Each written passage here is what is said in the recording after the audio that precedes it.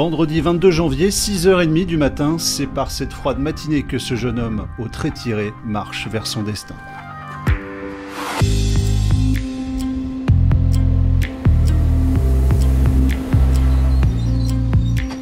Direction Paris, 2 heures de train pour retrouver les autres membres de l'équipe. Le temps de mesurer le chemin à parcourir.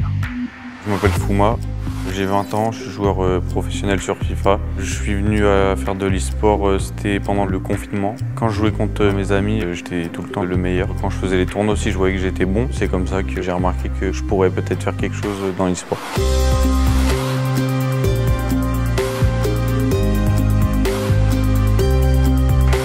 Je m'appelle Leandro Peixoto, j'ai 19 ans et je suis joueur professionnel sur FIFA. J'ai commencé à jouer avec mes frères à FIFA. Mon frère il a été joueur pro sur le 17 et du coup c'est lui qui m'a aidé à devenir joueur pro, il m'a fait progresser. C'est grâce à lui si j'en suis là aujourd'hui.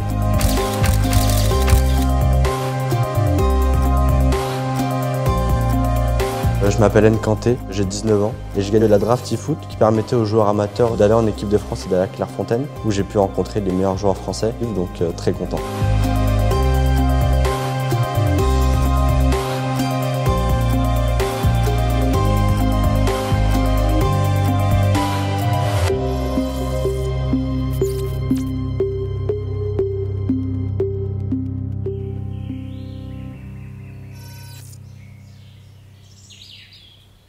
C'est à Clairefontaine, le pôle de performance du foot français, que l'équipe de France de eFoot se rassemble pour la deuxième journée des play-in, avec comme objectif se qualifier pour la FIFA E-Nations Cup de Copenhague, le Graal dans le monde du e-sport.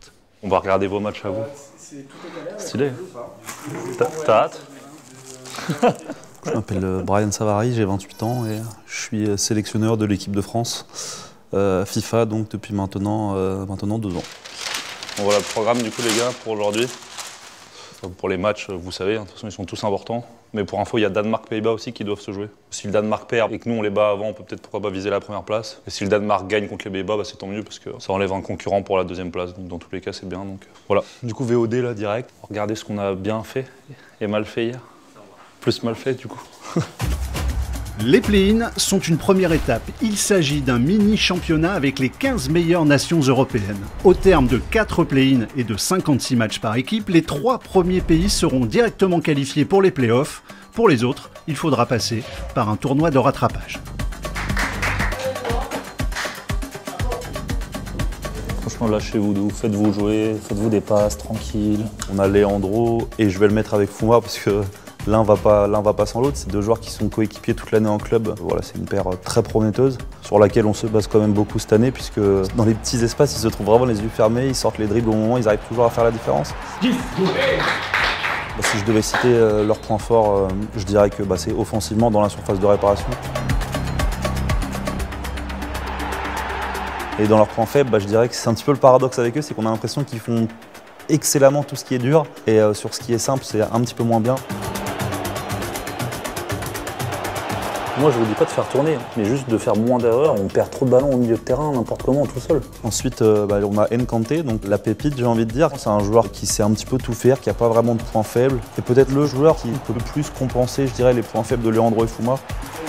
La première victoire officielle. Ça fait du bien, non? Ça fait du bien, ouais. Mais pas le temps d'exulter, les matchs s'enchaînent. Le bilan à la fin de la journée est satisfaisant. 1 nul, 2 défaites et 4 victoires, dont celle-ci de prestige contre le Danemark, une des grosses équipes de cette compétition.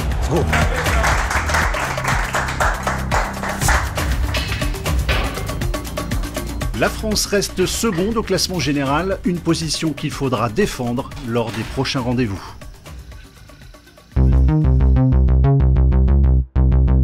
Après un play-in 3 assez frustrant, Leandro, Fouma et Nkanté se retrouvent pour cette dernière journée qui va être crispante. En ballottage favorable, la France doit quand même assurer 5 victoires pour s'assurer la première place de ce mini-championnat. Attention parce qu'on a de l'espace là cette fois-ci, Quentin avec Kylian Mbappé qui va pour entrer dans la surface de réparation, c'est Mbappé pour Herder.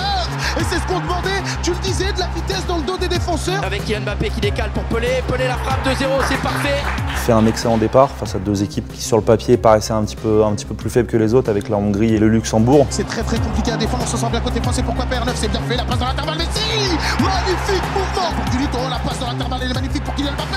Marquinhos lui fait face, oh la petite ouverture, c'est bien fait, deuxième poteau, il y a du monde, c'est Pelé. Et ensuite, ça c'est un petit peu compliqué face à la Turquie qui est un des concurrents directs pour la qualification. La Turquie est un adversaire qui réussit très mal à la France. Depuis quelque temps, elle accumule les mauvaises performances contre cette équipe. Neymar la virgule intérieure, la concept. Mal embarqué dans cette rencontre, Bryan tente de renverser le cours du match. Les changements de joueurs, ils interviennent lorsqu'un duo ne donne pas satisfaction lors d'un match. Nkanté remplace Leandro et le coaching est tout de suite payant. Attention, la passe est bonne pour Dembélé. On a mis le 2-1, donc là ça nous a vraiment remotivé à revenir au score. Malheureusement on rate une occasion, derrière on se prend le but. Et tout de suite, la punition est immédiate, 3-1 pour les Turcs. Du coup je pense que tous les deux on était dépités, on s'est relâché, on s'est pris 2 buts derrière, donc on a perdu 5-1. Sur ce côté droit qui va retrouver Johan Cruyff et là, malheureusement Dim c'est la débandade. Et déjà 4-1, Dembélé, on a le grand pont qui passe et ça fait 5-1. Cette défaite fait mal à l'équipe qui rentre dans une spirale négative. La situation n'était pas non plus alarmante après ce match-là, c'est le match d'après vraiment qui la nous met au fond face à Israël. On perd les deux matchs, donc 0 points sur 6 possibles, ça fait mal. Dans le e-foot, le niveau des équipes européennes est très serré et chaque erreur se paye cash. Derrière, on a clairement sombré. Non, enfin honnêtement, il n'y a pas d'excuse, on a juste été très mauvais, on n'a pas su relever la tête. Il faut bien vous rendre compte, les mecs, que vous faites le plus dur. C'est le plus simple qu'on chie. C'est tout ce qui est simple qu'on chie. La journée se termine de façon décevante, mais grâce aux faux pas de ses adversaires directs et à une bonne régularité sur l'ensemble des play-ins, la France termine première et se qualifie pour les play-offs.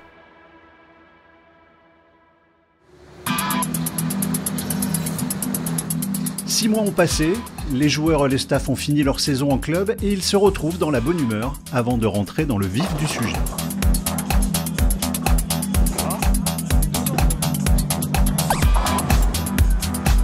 L'intérêt de ce genre de moment, je pense que c'est de se rassembler. Voilà, on est entre nous, on passe un bon moment, on pense un peu à autre chose. On sait que les nuits avant grosse compétition comme ça, en général, c'est compliqué. Donc voilà, ça fait du bien de rigoler un petit peu entre nous comme ça. En plus, je te le mets tout rond. C'est perfect. 6e. Et demain, c'est quoi l'objectif? Premier, deuxième? Premier. C'est au siège de la Fédération française de foot que la France va jouer ses playoffs. Comme Leandro l'avait annoncé, ils vont finir premiers de la phase de poule et sont donc reversés dans le tableau final. Allez mec, c'est là. Vamos. Ils n'ont plus qu'un match à remporter pour se qualifier, sauf que c'est l'Angleterre, une des meilleures équipes au monde, qui se dresse sur leur chemin.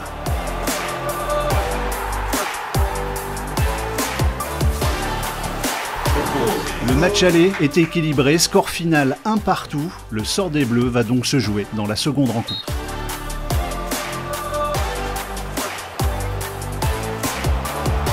Les Français font une mauvaise entame et égalisent juste avant la mi-temps. Le retour des vestiaires n'est pas bon et l'Angleterre en profite. 2-1, puis 3-1, score final. La France va devoir passer par les repêchages contre Israël. C'est trop. Allez, c'est pas fini. C'était pas là-dessus.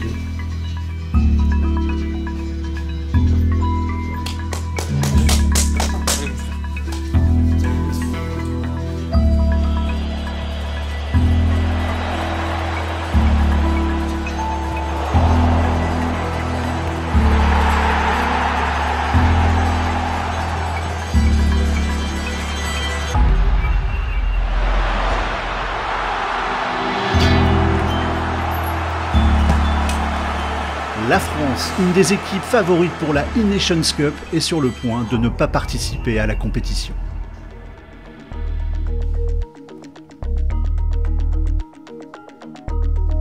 Instant suspendu avant de jouer le match de la dernière chance contre Malte.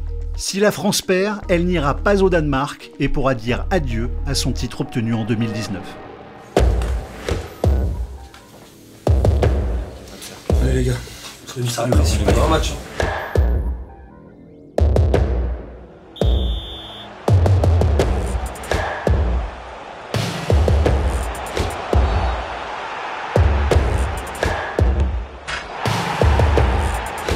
La première rencontre est équilibrée. Les deux équipes se rendent coup pour coup, 2 partout à la fin du temps réglementaire.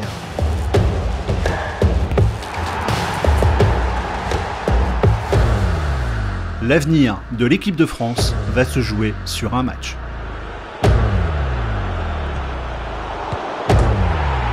La France fait une bonne entame et mène rapidement 2-0.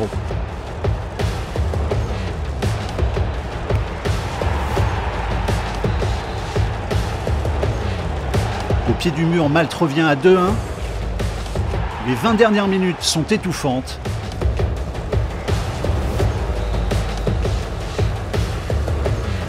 Jusqu'à la délivrance.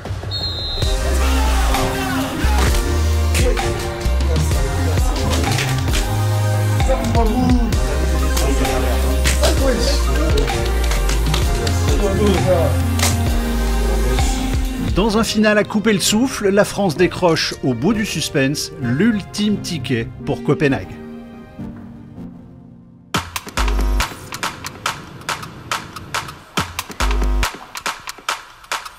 Welcome to the FIFA eFinals 2022. Welcome to Copenhagen.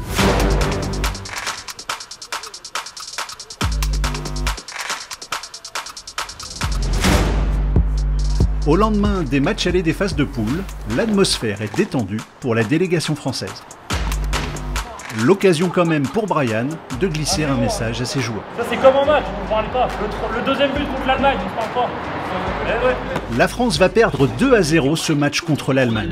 Ronaldo qui va accélérer, Ronaldo toujours. Les Allemands, attention, qui passent l'épaule avec Gullit qui n'est pas hors jeu. Puis enchaîner une série de résultats plus positifs. Regardez sur le but japonais, la frappe de Lionel Messi. Et elle est magnifique, cette frappe, le timing vite directement dans la lucarne. Voilà, on est en train de décrocher, portement avec cette tête, et la voilà. Les Français viennent d'ouvrir le score avec Cristiano Ronaldo. Léo Messi, la petite virgule de Messi, le compte favorable. Les Français mènent désormais 2-1. Bilan satisfaisant après les 5 premiers matchs avec 3 victoires pour 2 défaites et une 2e place avant de jouer les rencontres retour qui s'annoncent très tendues. Et ouais, dans quelques heures, ça va être la guerre.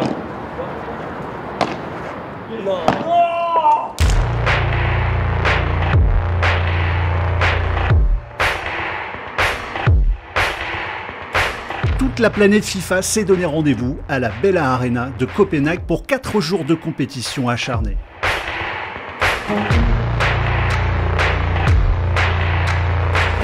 Les médias spécialisés du monde entier couvrent l'événement suivi par des millions de téléspectateurs, car FIFA n'est pas un jeu comme les autres. C'est la franchise sportive la plus vendue de tous les temps et les meilleurs joueurs du monde sont là. Ça y est, ils s'apprêtent à monter sur la scène.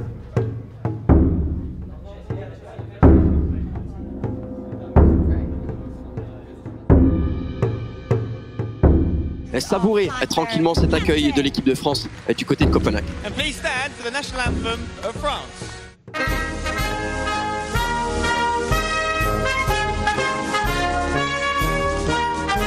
et forcément très important cet hymne du côté de l'équipe de France, puisqu'on le rappelle, lors de la dernière édition de la Nation, l'équipe de France avait été sacrée championne du monde.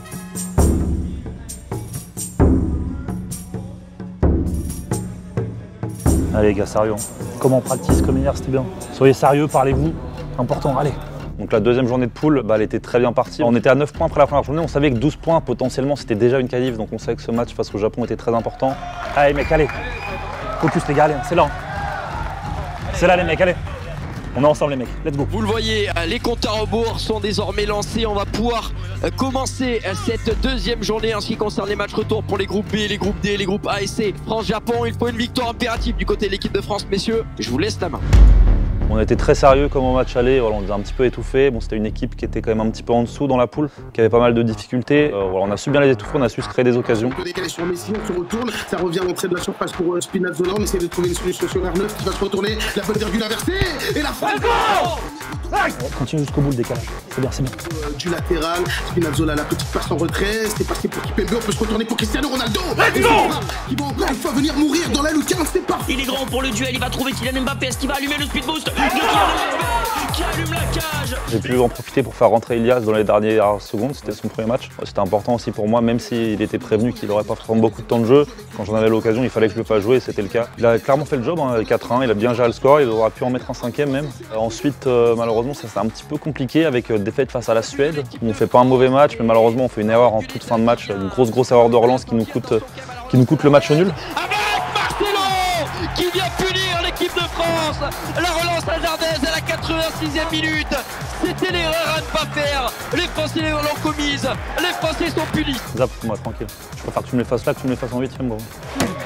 Allez, Fouma, oh, tranquille. Et derrière, on fait une grosse défaite face aux Émirats où là, on a un peu moins bien. Je pense qu'on a Fouma qui était un petit peu resté sur sa boulette du match précédent. Faut pas que ça t'affecte autant, c'est rien. Tu vas en faire des erreurs dans ta carrière. Pas à ce niveau-là, hein, pas le droit. Je sais. Du coup, on fait un petit peu un non-match, on perd 1-0, on ne trouve pas grand-chose, donc c'était un petit peu compliqué. Mais donc voilà, on était déjà qualifié après ces 3 matchs. Voilà, l'important était la qualif, j'ai envie de dire, ça n'a pas été parfait, mais la qualification était au bout. En terminant les phases de poule 4e de son groupe, la France se qualifie en dernière position et doit donc affronter le premier du groupe D, le Mexique. En vrai, même si on avait été dans une bonne position et qu'on avait pu un petit peu voir les résultats pour savoir qui on allait jouer, est-ce que c'est pas ce qu'on aurait voulu en vrai comme le tirage? Heureusement j'ai fait la boulette les gars. Malgré la décontraction apparente, une statistique intrigue Brian concernant leur futur adversaire. Par contre, le 1 but en 10 matchs, moi je m'en remets pas. Je sais pas comment c'est juste possible en fait. Au-delà d'être solide, sur un jeu comme ça, c'est pas possible. Allemagne, Italie. 1 but en 10 matchs.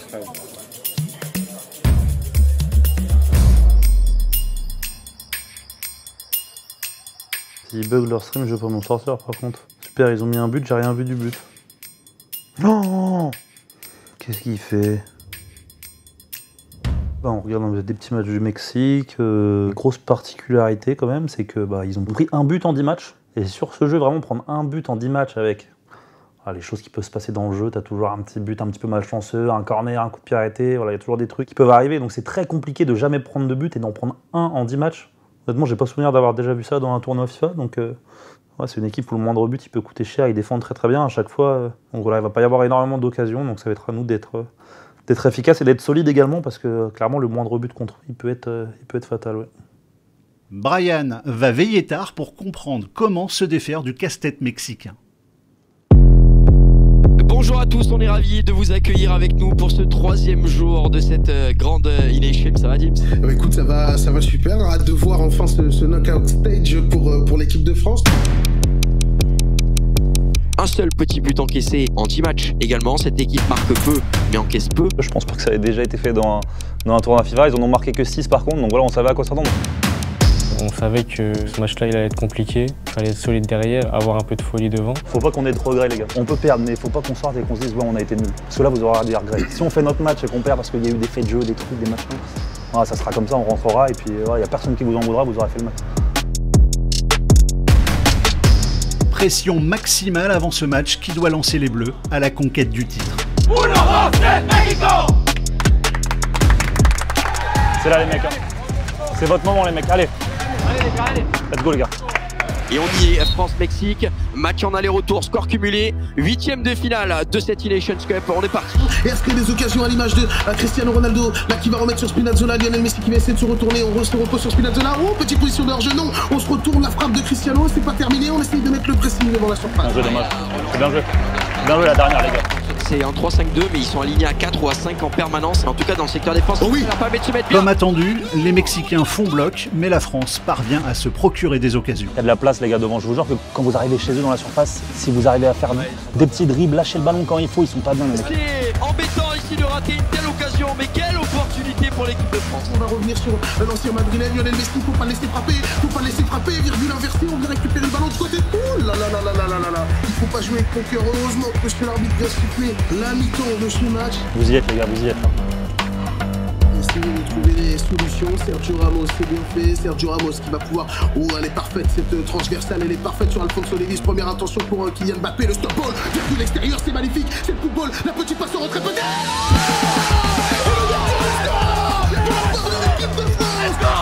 savait que c'était une équipe qui était très forte défensivement. Quand on a marqué un but, on savait qu'on avait quand même l'ascendant dans le match et de grandes chances de l'emporter.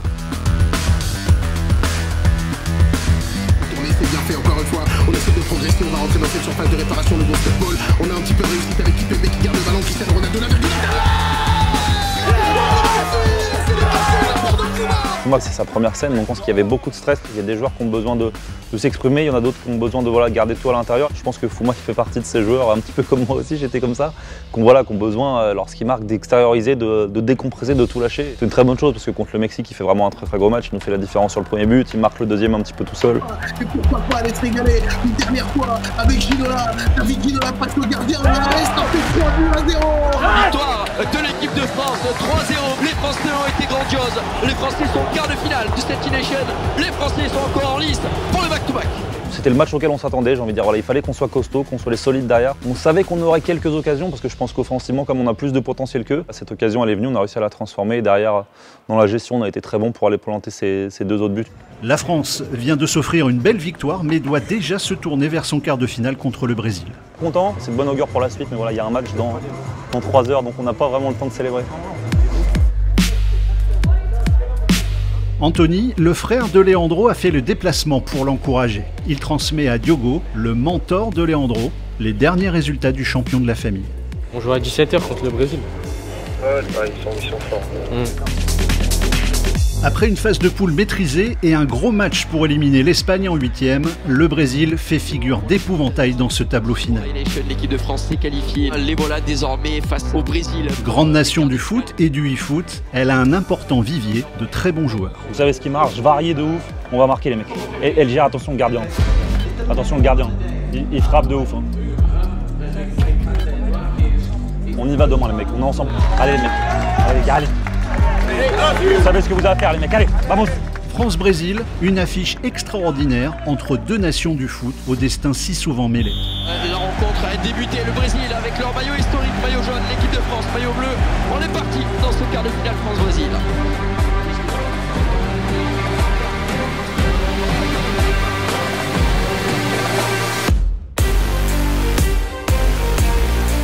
On est très bien rentré dans la rencontre, je pense qu'on aurait mérité d'ouvrir le score en première mi-temps. Jouer de ce côté gauche vers ce côté droit, Spinazzola, Kimpembe pour Léo Messi avec Cristiano Ronaldo et la parade du gardien de but. Malheureusement ça n'a pas été le cas, on se fait punir sur une de leurs rares occasions. Léo Messi qui arrive à trouver sur le côté droit, João Cancelo dans la surface de réparation, les Brésiliens vont être très dangereux pour Presnel Kimpembe avec Ronaldo. L'ouverture du score des Brésiliens. Y a rien, vous allez marquer les mecs, y a rien du tout. Donc on fait une pause à la 65e je crois pour faire quelques changements. Mané sinon à la place de Messi aussi. Allez les gars. Et ces changements nous font du bien puisque la 70e environ je crois qu'on arrive à égaliser et à revenir à un partout. Avec Cristiano Ronaldo qui est tout seul et Vinicius qui va pouvoir accélérer, il est frais, il vient de rentrer avec Ruud Gullit qui va donner le ballon à présent à Alphonso Davies qui temporise, Alphonso Davies peut-être une position de hors-jeu, non finalement ça joue avec Kylian Mbappé.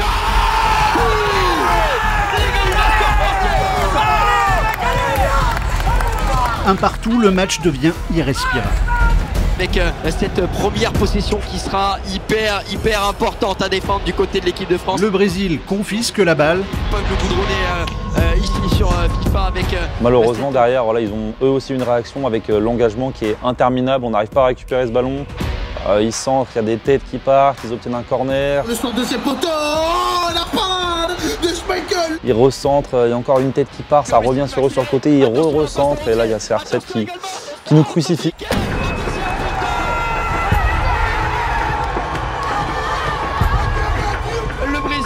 Reprend les devants dans cette rencontre. Donc voilà, ensuite il reste 8 minutes, on a tenté un petit peu le tout pour le tout pour l'attaque, mais on n'a pas été assez précis malheureusement pour les mettre en danger et on s'incline du coup 2-1 dans ce quart de finale face au Brésil.